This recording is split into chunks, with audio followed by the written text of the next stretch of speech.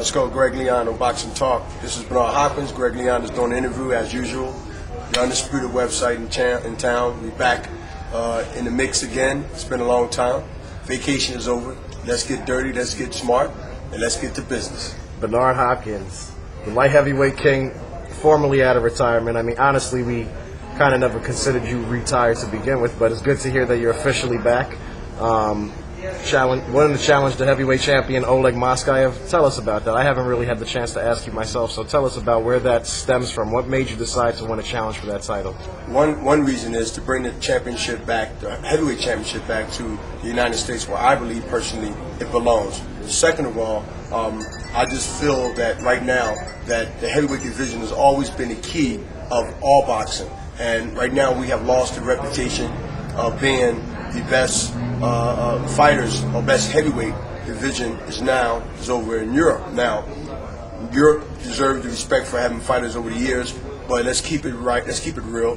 The States, the American boxing has always been the key to the throne, and right now we lost that. And I want to sacrifice and risk a lot of things in my life to be able to come not only the savior of the heavyweight division on the American side, but also be the Apollo Creed in this era with the victory. So I've seen that out of all the heavyweights in the world right now that are recognized as the champion, that Moscow is the perfect heavyweight to fight. Why? Because he's not 6'2", 6'7", or 7 foot tall, and he has the capability of hurting you with one punch. Seen that with Rockman, first in 2 fights. So I see an opportunity now to expose something that I can't expose right now until we get further into this interview as weeks and months go on, is that I am calling out Moscow. I'm calling out his promoter, Davin Rappaport. First of all, when Bernard is saying Moscow, he's referring to Moskayev. Moskayev. We're going to help him with that pronunciation as his return to Boxing Talk progresses. And when he says Rappaport, he's referring to Dennis Rappaport, the promoter of Moskayev. Correct? That is correct. Yes. That is correct. I will get the V correctly in Moscow. Moskayev. Yes. See? Moskayev. See, I got it. Yes. Moskayev and Davin Rappaport. Dennis Rappaport. Davin.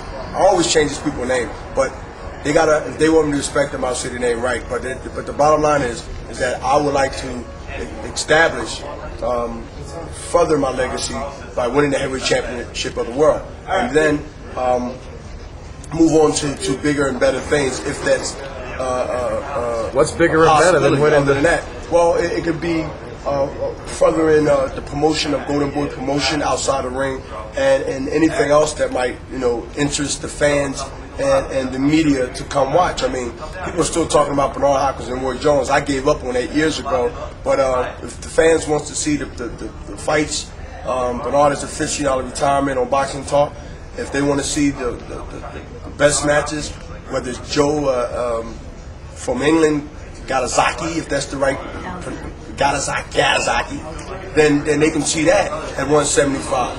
If they want to see Moscow, they can see that. If they want to see Roy Jones and the fights can be made, then they can see that. So basically, I'm here for not one fight. I'm not here for 2 fights. I'm here to fight until there's no more fights out there to fight. And so it's not a situation where it's Moskayev or bust. You're back and you're going to be I'm officially out of retirement, Greg. And everybody, Boxing Talk, viewers and fans, yes. I'm looking to do multiple fights, and I want them to be meaningful fights that people will consider buying or watching. I mean, either way, I want people to be interested. I will not do a fight that doesn't mean anything to my career in boxing and don't mean anything to fans. Is there anything at 175 that you feel means something to you and means something to the fans? Yeah, Joe Gadazaki called me out on HBO, respecting my legendary status, respecting that I'm the guy to beat at 175.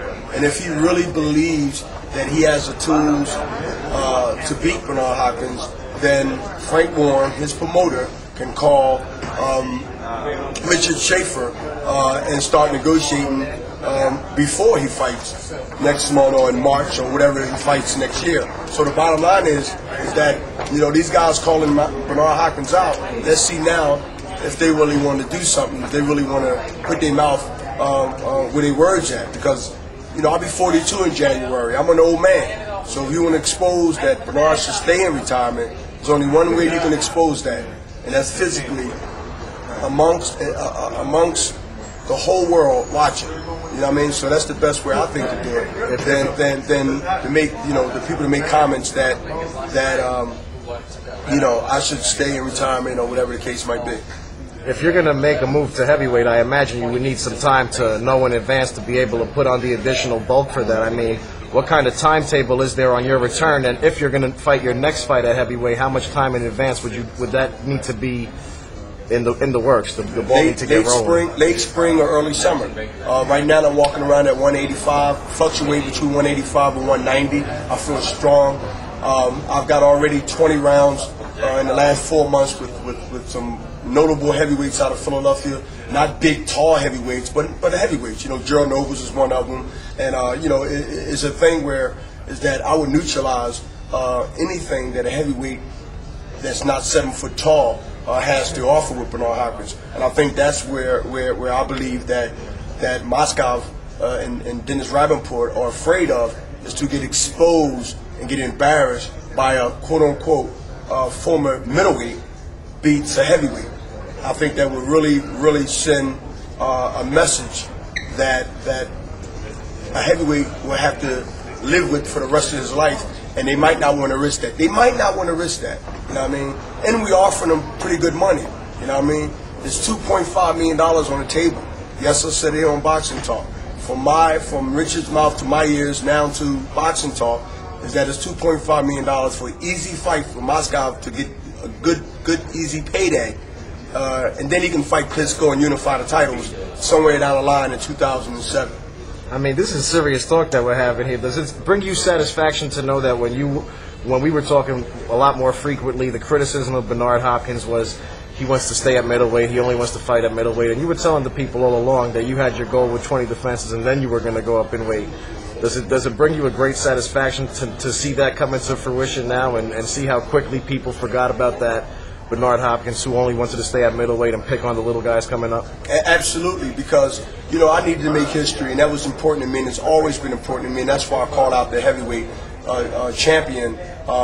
And that's one of the things that motivates Bernard Hopkins. I had a goal, I set my eye on the goal, I accomplished that goal, and now it was time to move on. People have to remember, I didn't have to fight Jermaine Teller. I already had my 20 defenses. It was already a lock for the Hall of Fame. I always had a lock for a legend. And my thing was now is that I'll move on and fight the winner of Tarver and Roy Jones. That happened. And of course, people know what happened June 10th of 2006. Now what I'm saying to the world is that, hey, what keeps Bernard Hopkins going, what keeps Bernard Hopkins in boxing, is that I want to take a bigger challenge. I want to outdo what I did June 10th with Tarver by jumping up 2 weight classes and dominating the pound-for-pound fighter in that weight division. In that weight division was Antonio Tarver. So now I'm saying that I'm going to jump up 2 more weight classes, go right past cruiserweight and go right to heavyweight, 205, 210, and capture the heavyweight championship of the world and bring it back to the United States where I believe the heavyweight championship belongs. If that can happen, that'd be great. If that doesn't happen, I won't lose no sleep. I will look forward to doing something else historic, like breaking or stopping Galazaki from matching or breaking my defense title of 21 defenses, or 20 defenses rather.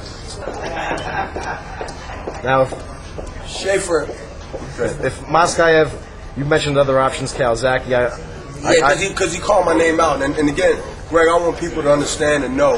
And I know he's going to read this article. I know his Fred Steinberg, his publicist or whatever, is going to try to say that Bernard's trying to use our guy to get this and try to get that. I mean, that game is so old that it's not even new. The bottom line is this: that he mentioned my name. And whether he mentioned my name to maybe try to get a fight with Jermaine Teller or somebody else, to try to act like he's looking somewhere else, everybody knows those negotiation strategies. They're very ancient and dinosaurs old. So, but you know, I'm a straight shooter, whether you like it or not. And my thing is this: is that he called my name out, and so I want to call his bluff down the line. If he wants to do this, it's not on his time; it's on my time. If he really wants to introduce his credibility to the United States, where we pay the most, the perfect and the best opportunity is to kick Bernard Hopkins' ass and grab that reputation and move right on. Because in realistic, in the plans of Joe Galazaki, he's supposed to be fighting Tarver, and I stopped that. I ended that dream. So if he wants to fulfill that dream and beat the guy that beat Tarver, then he has an opportunity. But it's not on his, what you can say, soil, or it's not on his terms. It's on a fair and equal term, and we can do a deal. If not, then he should move on, and I should move on. Tarver, is that a rematch with Tarver something that's out of the question? I mean, I respect Tarver. I look at Tarver as a friend. You know, everything and anything is possible. But I don't think Tarver should fight at light heavyweight no more. I think that Tarver should fight at cruiser at best. You can make a great legacy there and maybe ease his way up to heavyweight division. But right now, this division is mine. I don't think anybody would take a Hopkins and Tarver fight really seriously unless Tarver knocks out somebody that's credible in the top 5, where he redeemed himself that way. But I would never stop anybody from making a payday or trying to redeem themselves, because I've been trying to redeem myself with Roy for over a decade, and I lost hope on that years ago. And my thing is this: is that I will not punish or will not be the same person that, you know, did the same thing to me. So, you know, but will the public want to see it? Will the pay-per-view numbers support, you know, Tarver asking for what he wants, but I asking for what I want? So it's a lot of intangibles in that I don't know, or whether it can or not be done. But no, I would never rule out anything with Tarver or any other fight out there that people in HBO or Mark Taffeta wants to make a pay-per-view show out of. Well, we can talk boxing all day, Bernard, and I appreciate having you Boxing Talk. I'm back on Boxing Talk. Look forward to having you back on many more times in the coming weeks and months leading up to your next move. Can you give us some closing thoughts for the fans? First, I'd like to let the fans understand that these fights coming up is very important to close out the year. Winky Wright versus Corte. Corte never laid down for anyone. I think this fight here should cement the legitimacy of Winky Wright, and then you have Jermaine Teller who's fighting Akasim Umar next Saturday. Those two winners should fight each other for the supremacy of being a legitimate, non-controversial, undisputed middleweight champion of the world. I'm looking forward to seeing that. I'm looking forward to seeing the Super Bowl of boxing, May 5th. The biggest Mexican holiday of the year, or one of the biggest of the year, is Oscar De La Hoya versus Floyd Mayweather Jr., who is, to my opinion, the pound-for-pound best fighter in the world, and that's the reason, one of the reasons that I believe that Oscar De La Hoya is taking this big challenge to become that before 2007 is over. So boxing looking very, very, very, very bright. Not only for Golden Boy, but for boxing, because Golden Boy promotion is going to bring the best quality fights, even matchup as possible, to show the fans that we want not only the hardcore boxing, but the hardcore fans that ran from boxing or separated themselves from boxing 15, 20 years ago. We want those fans back. We want those corporate companies back. And I believe that Golden Boy company, Oscar, myself, Richard Schaefer, Shane Mosley, Barrero, and I can go on and on and on, is going to be the spearhead of the new age, new turning point in boxing. And that's what I want to tell the fans. Stay tuned. Next year, 2007, on Boxing Talk. Bernard is back, out of retirement, back on Boxing Talk. The Undisputed website, the Undisputed Lightweight Champion, Greg Leon. I'm out.